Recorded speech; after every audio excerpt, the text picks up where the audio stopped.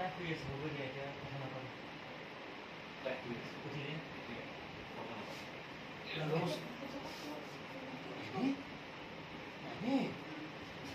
দাদা আহিছে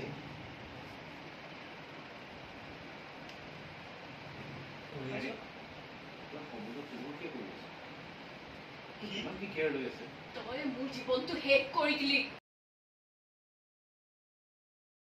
এইবিলাক কি কৰি আছে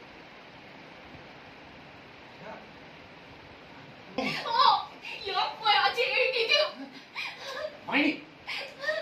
তই মোক শেষ কৰি দিলি